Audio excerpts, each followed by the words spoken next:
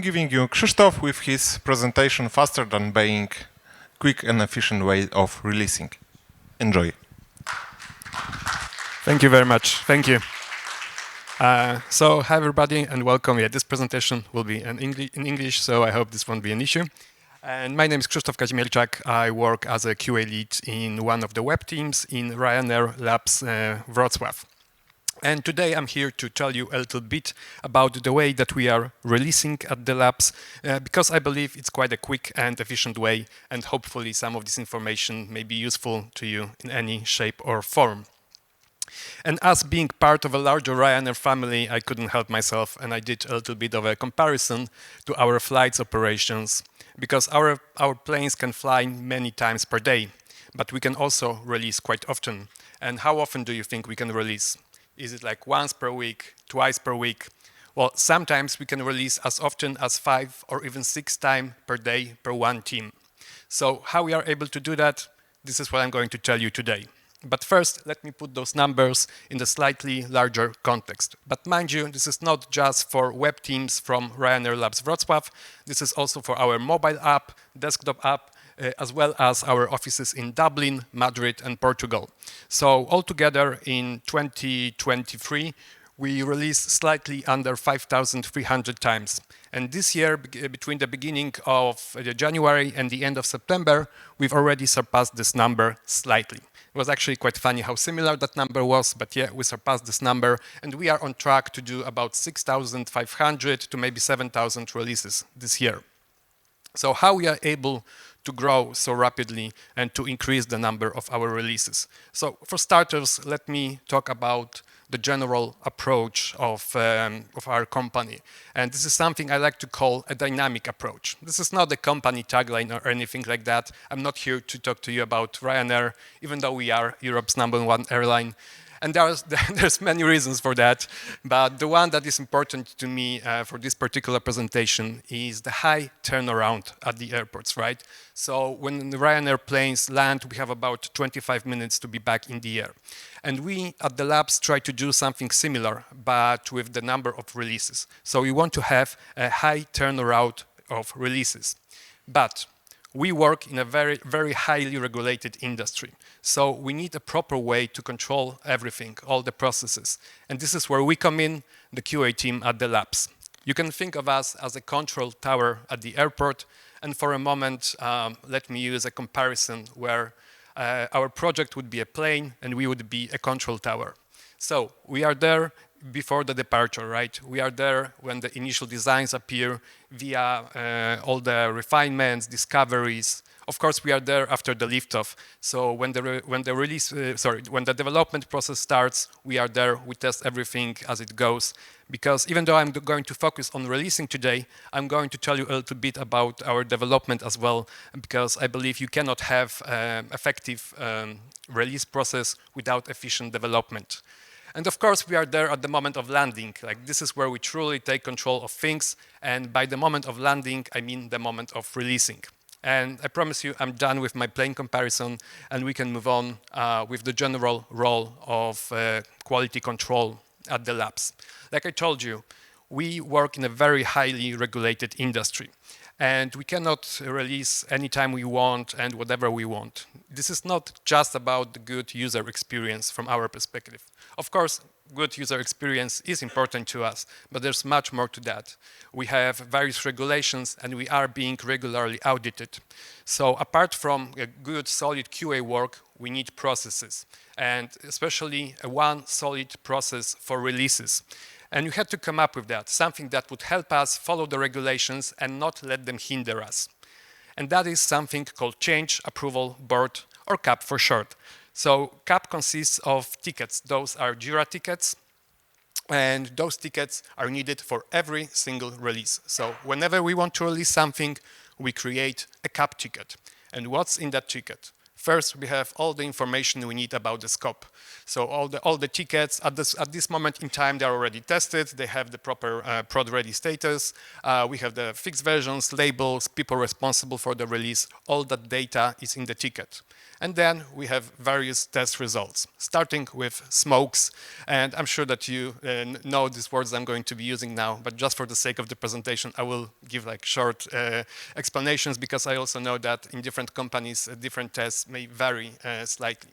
So for us, smokes are end-to-end automated tests that validate the product, but they are not exhaustive. Then we have regression, and for us, regression are also end-to-end automated tests, but they are more specific to each functionality. So apart from running the general smoke suite, we also need to run the more specific regression tests. We also have tagging tests. So when our users, when our customers go to our page, if they agree to that, obviously, we can track their behavior on the page, what they click, how they behave, and so on. And we have tests that can validate those events. Next, we also have application tests, and those are our form of integration tests. So these are simple clicks, redirections, things like that, and a little bit more about those later. And last but not least, we have sanity, and sanity is a manual regression we do twice, just before the release on the testing environment and just after the release on production. Once we have everything, we go through a quick review process. This is being done by actual person, so this is not automated. This is way too important to be automated. And if we have all the information being provided correctly, our ticket gets approved. So, and if it doesn't, it has to go back. We have to provide that information again. And then again, go through the review process, and hopefully this time our ticket gets approved. To make it a little bit simpler for us, in the mornings we have something called a release meeting, when one member from each team would tell the others what are our release plans. But still, it may sound a little bit complex, right? Having all of those tickets for every single release, especially if we want to release like 5 or 6 times per day. But it's not. And there's various reasons for that. But for starters, let me talk to you about the foundation of our work, and that is quite obviously Agile. You cannot release that many times per day if you don't work in Agile, and yeah, we work in Agile. And for us, we mostly use Scrum or Kanban, but sometimes we can mix it up and work in the mixture of the two. So for example, my team, we work in something called Scrumban. So why we work in Agile? Well, because we want to be flexible, and we want to adapt to any changes, and we want to control our own pace of work, because we need those Agile self-managed teams if we want to be able to release at the steady, quick pace. We can also decide what framework we want to work in. For example, my team, we used to work in Scrum. We had a project that was very good for Scrum, but then our project changed. And the new project, in the new project, we had tickets coming more rapidly, and they were changing more often. So Scrum and planning 2 weeks ahead, it wasn't working for us anymore. But we also didn't want to move to full Kanban. We still wanted to have the Scrum events. So we decided to go with Scrumban. And we can do that because we are the self-managed teams. We also don't have large plans. We have like larger visions that are divided in smaller tickets, like planning 1 week ahead, 2 weeks ahead, depending on the team. But obviously, that also can change. But we have other concepts that are related to Agile that are very crucial to us. And one of them is something called MVP. And for all of you basketball fans out there, this is not most valuable player. This is minimal viable product. So when we have a product, a functionality, a page whatsoever, that we believe that provides some value to our customer, even though it's not fully ready, we can still release it and then add more increments, but the initial release will be there because it provides some value to our customers. We also use launch darkly flags. So launch darkly is about toggling features on and on, both on testing environments and production. For the sake of this particular presentation, I'm going to focus on production because this is more important. So if you want to release our tickets, do the smaller releases, we can still do that even before we reach MVP status. Thanks to Launch Darkly, this won't be visible to our end users, and we can release as often as we want, and then when we believe we are ready, with a simple toggle of the flag, we can show it to our users, and for them it would be like we released everything at once, even though actually we've been working on it for quite some time. But why wouldn't we release it all at once? Why do we prefer to release something in the smaller chunks? And this is something that actually Ansi talked about in his presentation yesterday. If you were there, you may have noticed it. First of all, smaller releases equal safer releases, right? Because the impact is smaller. So if something goes wrong, this is not as hard to revert and as hard to fix as if it was if we were working with a large scope. It's also quicker and easier to identify what caused our issues. Because if we revert the changes, we go through these tickets, we can quickly find what was the problem, fix it, and send it back to production. Next, we can also easily see how different components behave with each other when they are integrated on the page. Because let's say this is after MVP, right? We are adding new increments, and maybe we don't like something. Maybe we think something else can better. Because we are working with such small releases, it's no problem to change anything as we go, delete something, add something else, and so on. And even if something completely different comes our way, something that is not related to our current project, but it's something that we need to work on ASAP, we can still do that, we can work on that, and because we don't have a large scope, we can quickly release it, then go back to our previous stuff and continue working on it. And the last reason is that it helps our boards to be more clean and more transparent, because the tickets move along quicker. Because as you can imagine, working with such small releases means that we have to have our boards very clean and very transparent. And as many of you, we use Jira boards for that. Jira as our central hub for all the release and development stages. So this helps with our workflows. Depending on the team, it's either Scrum board or Kanban board. But we use Kanban boards, for example, for also other reasons, like when we have a cross-team project. Because we have a number of cross-team projects that we do in our company. And to do that, we use Kanban boards. Different teams work in different ways. Even if they work in Scrum, their sprints may start at different moments in time. So with one large Kanban board, we can track all of the teams, and each of them would have their own swim lanes, and we can decide what to do based on that. And this is actually a good example of the next thing that is very important to the way that we work and the way that we release, and that is the concept of teamwork and communication. And I am fully aware that this is a very high-level concept and may sound a little bit like a cliche, but this is something that is very crucial, and it needed to be worked on to get to the stage that we are at currently. And still we continue to work on it to make it better, so the communication is smooth and we can release at a steady pace. Because the communication for us starts within our teams, be that via the regular agile events, all the dailies, all the retros, all the refinements, but also in all the other channels outside of those events. So because making a ticket when something goes wrong, like reporting a bug, creating the ticket, obviously that's important, we do that as well, but we are adding communication to that as well. So for us, if an automation QA finds an issue, if in one of their test suites, they wouldn't just report a bug and put it in a backlog. They would communicate with a manual QA, asking them to retest it. Manual QA would retest it, send it to developer. Together they would see if they can find a solution. Developer would fix it, contact back manual QA. Manual QA would retest it, go back to automation QA. And if it's done smoothly, it can be done very quickly as well. And if it was done only by a ticket, you know what happens with tickets that are in the backlog. Some of those tickets stay in the backlog for a very, very long time. So that is why communication within our teams is so crucial for us. But it's also important to communicate with other teams. For example, we have regular meetings for front-end web QAs. Developers have the same as well. Automation QAs have the same as well, because we need to stay in touch with others and know what others are doing to identify any dependencies, any blockers, and potential bottlenecks, because those would stop our releasing very quickly if we allow them to happen. Sometimes we need to maybe slow our work on something because eventually we would hit the wall because backend is not ready with their solution.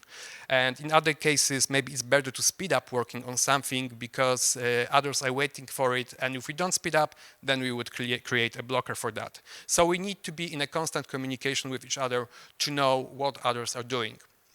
But there are other more specific ways in which we can help each other out. And one of those ways is the creation of those CAP tickets I told you about earlier. So CAP tickets are needed for every single release, and they have a lot of information data within them. So making them manually would be very time consuming. And trust me, it was, because I was one of the people who used to make them like that. And it's not only time consuming, but also we are just humans, so we are prone to human error. And those tickets are not a place where you want to make an error.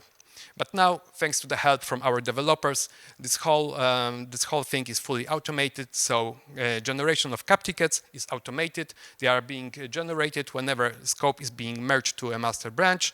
And they have already a lot of information within them. So all the scope, fixed versions, labels, and that speeds up our work from a QA perspective.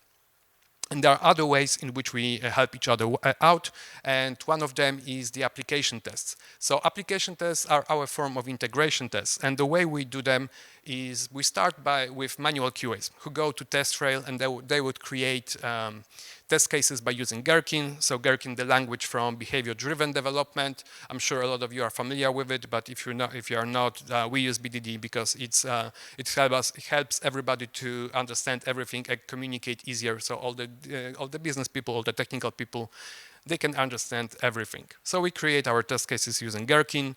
Then they are being implemented by our developers, not automation QAs. Developers implement and maintain those tests. And when those tests are being run, they generate reports, obviously. And then if something goes wrong, since developers also used Gherkin in implementing them, we can go there, easily check what went wrong, retest it, and if we need, we can report the bug. But it's not just developers who help other people in our company. QAs do that as well. And the best example of that is something called Runway. So Runway is an in-house tool that was created in Ryanair Labs Wrocław by our QA team. And these days is being used by everybody across the company. For example, developers use it when they create their application tests, but others use it as well. So I'm going to show you now one of the main functionalities on Runway. So this is how Runway looks like. As you can see, it's a very simple UI, but it's enough for us. And this is a booking creator. As you can imagine, in our everyday work, we need a lot of bookings because be that for development or for testing purposes, there's a lot of scenarios that we need to test. And if we were to go through the whole booking flow, each time we need a booking, we would waste so much time. But now our QAs created this solution. So we go to Runway and we select anything that we want. If we want the booking to be today, no problem. 60 days from now, fine. If we want to add bags, seats, insurance, doesn't matter. We can do whatever we want and we can quickly generate this sort of booking. We can also do a lot of other stuff in Runway, like for example, create vouchers and pay for bookings with those vouchers. Unfortunately, just bookings on a testing environment, but still it can be very helpful. We can also create fees, add them to the booking, see if the booking behaves the way that we want with a fee added. And for example, we can also cancel flights. Of course, we don't cancel your actual flights, we cancel flights on the testing environment, but still we need to be prepared for that happening, so we can cancel flights on the Runway and see if our pages behave the way we want to. But Runway is much more than just a tool for manual testing. It's also a front for running automation. And I'm using the word front because people can use Runway to run whole automation suites without knowing anything about automated tests. They just go to Runway, select a tag that they want, and they can run a whole suite and very easily add their results wherever they want. So, for example, if they want to add their results to our CAP tickets, they can do that because Runway is integrated with Jira, Confluence, Teams, and with simple click of a button, just one click at the end of the run, we add the results to our CAP tickets, so they are already there. And as you can see, Runway is a very powerful tool that helps us a lot in our everyday work. And now that I mentioned Runway, all the pieces slowly start to come together. So let me just quickly move back a little bit and talk again about what I mentioned. So first I told you about Agile as a foundation of our work. Without Agile, we wouldn't be able to release so often because we are flexible and we can decide the pace of our own releases. Like we don't have to work with these huge plans. We decide what our plan is and how often do we want to release. I also told you about how communication is important to us because any blockers, dependencies, they could stop us from releasing altogether, not to mention releasing quickly. So we need to stay in touch with each other, and we do that constantly, be that via official events, meetings, or just being in the office or Teams whatsoever. But yeah, we try to cultivate communication all the time, and we try to do better in that area as well. And last but not least, I told you about how automation helps in our releasing process, but also in our development, because releasing for us starts much sooner than just, automation comes in play much sooner than just releases. It comes when it comes earlier for our development with the creation of bookings via Runway. So we can create any bookings that we want very quickly, and we can test what we want. We can develop different new functionalities. It's all very smooth. Then there's the generation of CAP tickets. It's also fully automated. Whenever scope is being matched to a master branch, those CAP tickets that we need for every single release are being created, and they have already a lot of information within them. And at the same time, they also have some test results within them.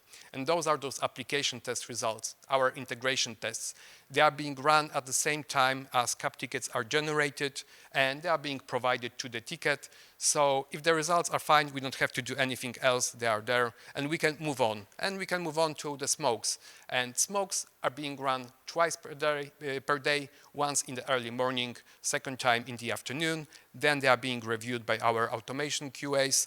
And if the results are good, we just add them to our CAP tickets. Again, just one click of a button because Runway is fully integrated with Jira, and we have our results there. And we can move on to do regression and tagging. I'm putting them all together here at the same time because you can run them both at the same time. For example, if I was working on seats page, I can select a tag seats, then regression and tagging, and all the tests that are there for my seats page would run. I can go do something else, and once I have the results, I can quickly add them to my CAP tickets. And once I have all my results, test results, once my ticket gets approved via the quick review, even the releasing is now fully automated because we would have a button in Teams at this moment. We go to Teams, we click this button, and our scope gets released to production. So what is there to be done manually at the moment of releasing? Not that much really, just sanity. So sanity we do twice, just before the release on the testing environment and just after the release on production to make sure that we haven't broken anything. So now that we have it done, what can we do next? We can do another release, it's no problem. Then another, or even 3, 4 other releases. Or we can go back to our regular testing work, or maybe we can do something completely different, like preparing a presentation like the one I did for you today. So thank you very much.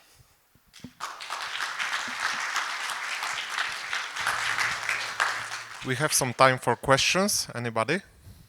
Hi, thanks for presentation. Thank you. I have a question regarding those CAP tickets. You mentioned that first you making sure that all informations are there, then magic is happening, and then there is review. And what's going on, assuming that something is not okay? You mentioned that you're filling in with those missing information. What about tests that already passed? Are you running them again, or it depends on the information you're missing?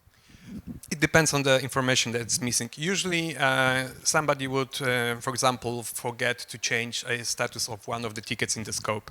And rather that the ticket wouldn't be in production ready status, it would be still open, right? So they would notice it and they would tell you, please add the test results to this ticket, close this ticket before releasing. Or if you forget to add one of the test results, so for example, you forget to add your smokes, which are very easy to add via Runway, but still you have to go there and click that button, right? So if you forget to do that, you need to do that again later. So it all depends. That's why we have this review, to make sure that everything was done correctly. But usually, like, you can easily spot if there's any like wrong test results. So it doesn't happen that you would miss, for example, that you like 60% of your tests didn't go through, and still you went with CAP to review. That doesn't happen. Any more questions? Okay. Oh, yeah.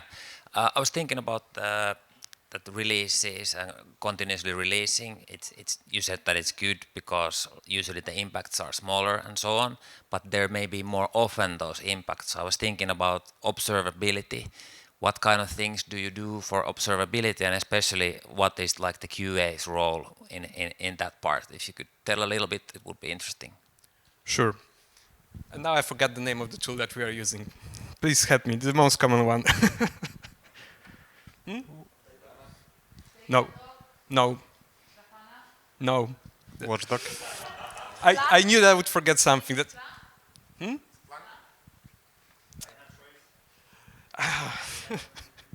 I would have to check it. Well, we have this tool to observe the behavior of our pages on production. And yes, sorry, just the name got out of my mind. As QAs and developers at the same time, after every release, we go there. It's in the back of my mind, and we go there and we observe the results of what is happening, right? We can, for example, we can see spikes in errors. We can see the number of page visits. So, for example, we can see if after the release happened, suddenly the number of page visits went down. So we can spot it very, very easily. And I promise if you give me 2 more minutes, I will remember it. Maybe some question during that time. Anybody? Okay, so we don't have any questions. Krzysztof will think about the answer for that. I will. Okay, so ask Krzysztof after the. Yeah, sorry. Give him. Yeah? No? Mobile apps. Yeah. So release like mobile apps. It's different a bit, but I don't work in mobile app, so I don't want to talk for them because there's a lot of the whole infrastructure of mobile app is very different. So yeah, I'm mostly talking from the web perspective. So thank you, and you Thank can you. start. Clap your hands. Thank you. And sorry, I forgot that name. I will now message my friends from my team. Okay, I got it. Sorry. It's called New Relic. Thank you.